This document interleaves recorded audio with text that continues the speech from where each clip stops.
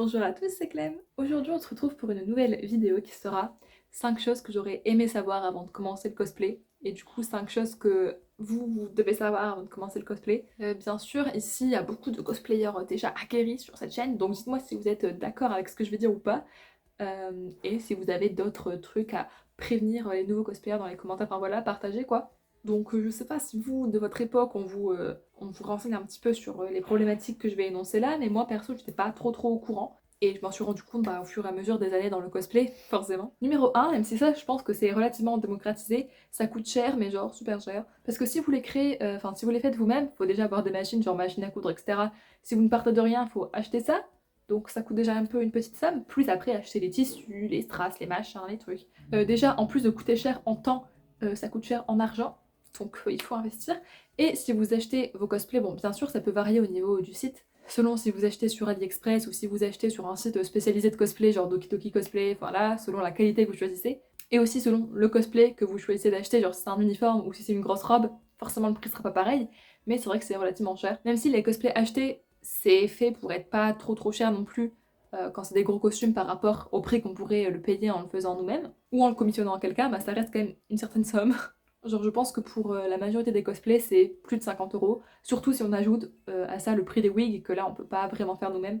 Et aussi une notion qu'on oublie un petit peu, mais le prix peut vite monter si on fait souvent des conventions, parce que bon, certes il y a des petites conventions qui coûtent 2-3 € l'entrée, ça va, sauf que si tu les accumules et que tu ajoutes à ça les grandes conventions genre Japan Expo, où le billet est facile au-dessus de 20 € je pense, ou Geek Days où c'est une dizaine d'euros, bon bah voilà, tout ça accumulé ça fait aussi un petit coût à prévoir. Bien sûr, si vous achetez en plus des goodies en convention, il faut aussi prévoir un budget. Et aussi les shootings photos, donc si vous voulez un shooting photo professionnel, genre vraiment avec des belles photos et tout, bah ça coûte un petit peu cher et c'est un budget à prévoir. À part si vous avez de la chance de tomber sur des photographes en convention qui vous font des photos gratuitement et super jolies. Par exemple, Rookie, allez vous abonner à son Insta de photo. Ou si vous avez quelqu'un dans la photo que vous connaissez, c'est vrai que là ce sera gratuit, mais généralement pour payer un shooting c'est un petit peu cher. Mais ça sert toujours d'avoir des belles photos pour son feed Insta et même pour son appréciation personnelle du cosplay, donc il faut le prendre en compte. Après, rien ne vous empêche de faire vos photos vous-même, dans votre chambre ou dehors, et c'est très bien aussi, hein. Numéro 2, le make-up, ça change vraiment tout. Donc là, vous allez me dire, c'est un point super bateau, qu'est-ce que tu es en train de nous raconter? Mais déjà, je veux dire que si vous n'avez pas de liner ou de fossiles, vraiment, allez-y parce que ça peut tout changer, bah, surtout les fossiles en fait. Après, chacun a son type de make-up bien sûr, mais c'est un conseil que je vous donne parce qu'au début j'avais pas de liner et encore moins de fossiles, et quand j'ai rajouté ces deux éléments-là, bah franchement ça m'a tout de suite beaucoup plus plu. Et c'est vrai que fossile, très... bah, ça fait très personnage d'anime, de manga, donc un peu plus adéquat au cosplay. Et aussi bien sûr tous les types de make-up qui existent sur votre planète, ça fait de vous le cosplayer que vous êtes, et vous pouvez bien sûr adapter votre make-up au cosplay que vous faites. Pour ma part, des make-up d'idol, Love Live ou quoi, bah, je mets pas mal de couleurs, des paillettes, des gros fossiles généralement, même si j'essaie un peu de doser sur ça. Mais mes make-up de princesse, par exemple Anna de la Reine des Neiges, je fais un truc beaucoup plus light, moins de couleurs, petit liner, petit fossile. Donc ça dépend de quel personnage je veux incarner et comment on veut l'incarner. Donc ça change tout. Essayez plusieurs types de make-up et trouvez celui qui convient le mieux au personnage que vous voulez faire. 3. On a des phases de démotivation assez souvent et c'est normal. Donc la démotivation peut être assez globalisée, genre j'ai pas du tout envie de me cosplayer en ce moment pendant un temps plus ou moins long. Ça peut être la flemme de ce cosplay solo, donc hors convention ou hors amis. Enfin, c'est vrai que c'est pas toujours le méga fun de ce cosplay solo, même si on fait des TikTok, même si on fait des photos. Bah, on peut rapidement, au fur et à mesure, être lassé d'être solo, quoi, parce que c'est vrai que c'est beaucoup plus fun de cosplay à plusieurs. Même si on est dans des univers différents, bah t'es toujours plus proche des gens, donc c'est cool, quoi. Ou ça peut être la flemme de cosplay d'un univers ou d'un personnage en particulier qu'on n'a pas envie de cosplay et qu'on se dit mais ça fait des mois que j'ai pas cosplay, j'ai pas envie. Bah, c'est normal en fait et ça arrive. Et même si on a dépensé beaucoup d'argent dans tel cosplay, ou dans le cosplay en général, on a le droit d'avoir des pauses et des phases où on n'a pas envie, et bah, c'est normal, tout le monde passe par là, je pense. Enfin, j'ai jamais vu un cosplayer dire que il y en a marre du cosplay pour le moment. Et c'est pas parce que vous en avez marre pendant un mois que bah, ça va pas revenir. Il faut juste laisser le temps au temps, et en se forçant, on va plus se dégoûter du cosplay qu'autre chose, donc bah faut pas forcer quoi, il faut juste attendre. Et par contre, ne pas avoir le temps, ça c'est une autre problématique, mais malheureusement c'est aussi une problématique de la vie. On n'a pas toujours le temps de se cosplayer parce que le temps de se make-up, de mettre le cosplay, de faire des photos du TikTok et tout, c'est vrai qu'il faut un petit peu de temps. Et quand on est dans les études à fond malade, bah, c'est un peu compliqué de trouver le temps. Mais du coup, tout ça pour dire que no panique, la démotivation c'est normal, ça va revenir. Et si ça ne revient pas, ce n'est pas grave non plus. Vous avez le droit de ne plus aimer le cosplay, même si vous en avez fait pendant des mois, voire des années, bah, ça a le droit de vous désintéresser tout simplement. Point numéro 4, donc avant-dernier point, le monde du cosplay n'est pas tout beau tout rose. C'est vrai que à mon époque où j'ai commencé, donc en 2019, je voyais vraiment ça comme une grande sphère en mode tout le monde s'aime, trop kawaii quoi. J'avais déjà entendu parler qu'il y avait des dramas, mais je me disais, mais comment tu veux qu'il y ait du drama dans le monde du cosplay? Enfin, je ne comprenais pas d'où ça pouvait provenir. Et au fur et à mesure du temps, j'ai pu voir des dramas sous mes yeux, genre par TikTok, par Instagram ou quoi, ou en vivre plus ou moins. Donc tout ça pour dire que ça existe et c'est pas juste une grande amie qui s'aime. Alors 90% du temps, vous allez voir des gens qui sont trop contents de faire des TikTok ensemble, de cosplay ensemble tout simplement. Surtout en convention, on a beaucoup plus une ambiance familiale, etc. Mais bah, ça arrive aussi d'avoir des gens qui s'aiment pas et qui ont besoin de se le dire, ou je ne sais pas. Enfin, ça arrive qu'il y ait des dramas.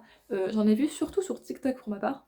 Et c'est vrai qu'on peut aussi voir, surtout sur les réseaux encore une fois, une sorte de compétition malsaine entre les cosplayers, soit entre eux qui se comparent entre eux, ou soit avec des gens non cosplayers qui essaient de créer des dramas. Je trouve ça vraiment super nul. De toute façon, bon, bonjour, je dis une vérité générale, mais les dramas c'est nul. Yeah. Et donc voilà, je pense qu'il s'agirait d'arrêter. Genre si les gens ne s'aiment pas, ben ne vous parlez pas, ça sert à rien d'aller exposer son lifestyle en public, je trouve pas ça très logique. À part s'il y a grosse dinguerie qu'il faut expose, là oui, mais sinon régler ça avec les personnes entre elles, voilà, en privé, et si ça se règle pas en privé, bah advienne. Je sais plus si je l'ai dit, mais le shadowban sur TikTok aussi, ça fait des dramas dans la communauté cosplay, mais en mode les cosplayers sont vénères. Et c'est aussi surtout pour dire que c'est pas tout beau tout rose, genre non, tu vas pas percer comme beaucoup de gens sur TikTok. En vérité, la majorité des cosplayers ne percent pas sur TikTok, et bon, c'est pas grave, hein, mais c'est vrai que ça peut être un peu démotivant parfois de pas avoir des retours sur ton cosplay, ou sur ton TikTok, ou ta photo que t'as passé beaucoup de temps à faire. C'est vrai que c'est un petit peu triste, mais ça arrive à beaucoup de cosplayers, donc vous n'êtes pas seuls les copains, on est tous ensemble. Donc ne croyez pas que c'est facile d'avoir un compte de cosplay qui perce, parce que c'est pas facile.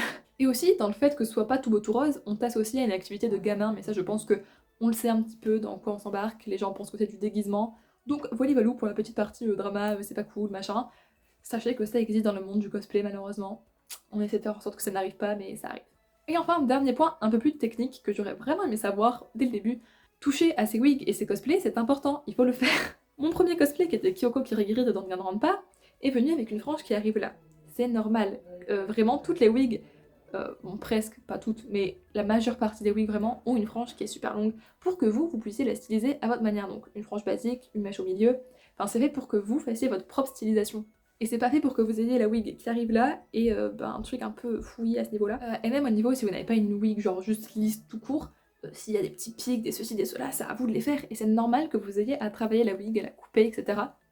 Donc n'ayez pas peur. Petite astuce comme ça, vous coupez petit à petit, progressivement, comme ça vous entraîne un petit peu, et puis à un moment, vous arriverez à la bonne longueur. Et pareil, si vous voulez faire des spikes sur votre perruque, tentez, parce que ça apportera un petit peu de réalisme au personnage, enfin voilà. Même si vous n'êtes pas obligé bien sûr, mais dans le but de ressembler au personnage, c'est vrai que c'est important de le faire. Au niveau des wigs, encore une fois, j'ai une story time à vous dire très rapide, que je vous ai déjà raconté pour les anciens de la chaîne, mais j'aurais aimé savoir que le filet qui entoure la perruque n'est pas ça qu'on met sur sa tête en mode wig cap. Genre la wig cap, c'est un truc vraiment à part, très foncé, où vous enfilez votre tête dedans pour mettre tous vos cheveux dedans, et que ça dépasse pas de votre perruque. Sauf que ma première perruque n'avait pas eu de wig cap intégré, et du coup je pensais que le filet qui entoure la perruque, qui est fait pour la protéger, pour la ranger, je pensais que c'était ça qui se mettait sur la tête, mais non, non, non. Ensuite, au niveau des cosplays, faut vraiment pas hésiter à faire des modifications pour, par exemple, que ce soit un peu plus à votre taille, que ce soit juste des trucs un peu de racolage vite fait, mais des épingles à nourrice ou quoi, ou si vous avez les compétences de coudre, d'ajuster, quoi, tout simplement. Parce que surtout, si vous achetez vos cosplays à ce niveau-là, c'est pas votre taille parfaite. Voilà, vous achetez du global, donc il y a des moments où ça va bailler, être un peu serré, etc.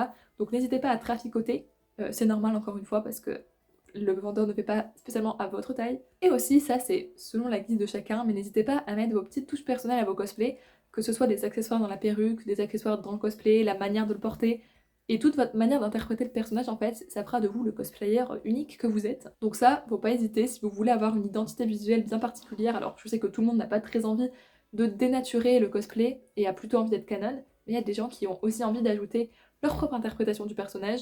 Et franchement, n'écoutez pas les gens qui disent qu'il faut absolument ressembler à 100% au personnage parce que de 1, ce n'est pas possible, et de 2, le cosplay c'est fait pour s'amuser.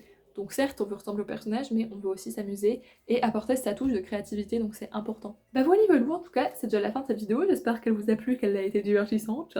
Et n'hésitez pas, comme je vous l'ai dit, vous dans les commentaires, à noter vos petites recommandations pour les nouveaux cosplayers, pour qu'ils se lancent dans le monde du cosplay de la manière la plus sereine possible et en toute connaissance de cause. Sur ce, je vous dis à mercredi midi prochain pour une nouvelle vidéo. Prenez soin de vous, mettez un petit pouce bleu, abonnez-vous bien sûr, et mercredi midi prochain, écoutez, bisous.